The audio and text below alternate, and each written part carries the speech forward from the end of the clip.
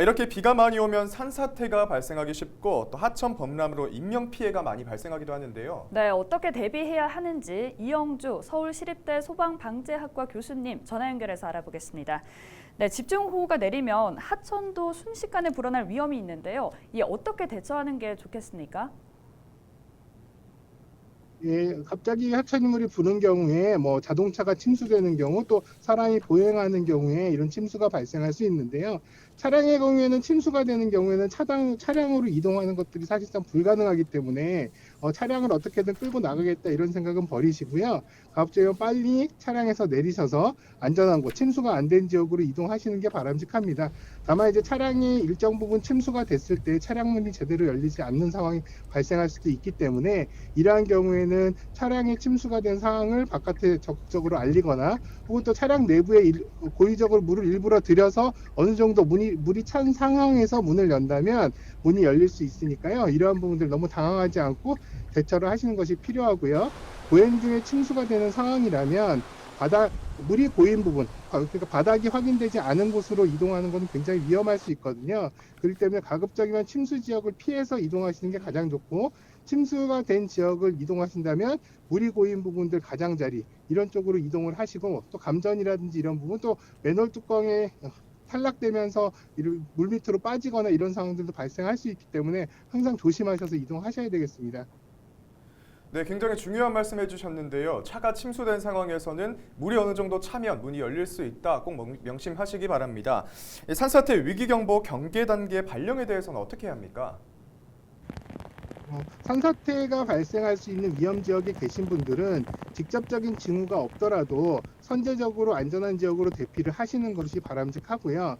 혹시라도 본인이 있는 지역에 산사태가 발생한 부분들을 확인하셨다면 신속하게 대피를 하시되 대피를 하시는 경우에는 산사태가 토사물들이 흘러내리는 구역, 그 내리는 하방 방향 쪽이 아니라 측면 쪽으로 이동을 하셔서 산사태의 토사물에 휩쓸리지 않도록 하시는 것이 중요합니다.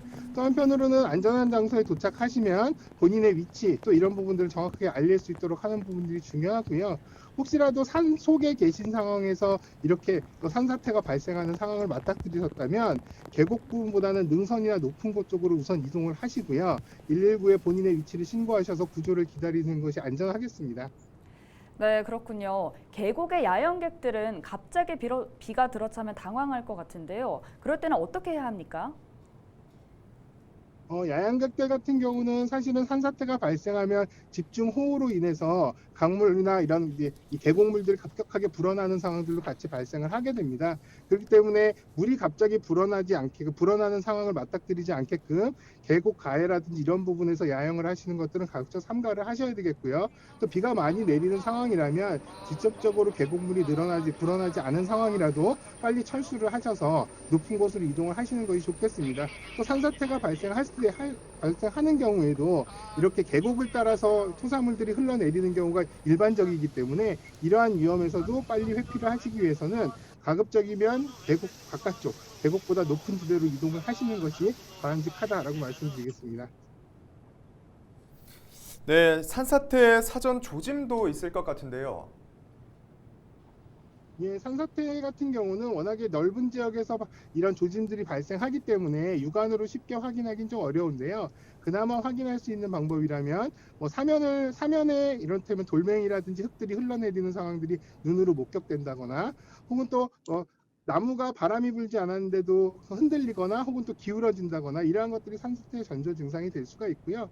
또 하나는 사면이라든지 이 산 비탈에 이를테면 갈라짐, 틈새가 벌어진다거나 갈라짐이 이렇게 눈으로 목격되는 경우, 또 혹은 평상시에는 샘이 솟거나 물이 흐르는 곳이 아닌데 갑자기 땅속이라든지 사면에서 물이 솟아난다든지 이런 것들은 굉장히 직접적인 어떤 산사태의 징후거든요. 그래서 이러한 상황들이 발생한다, 또 혹은 또 목격하셨다라고 한다면 빨리 대피를 하시면서 또 해당 지역의 어떤 위험에 대한 부분을 알리셔야 되기 때문에 신고를 바로 하시는 것이 좋겠습니다.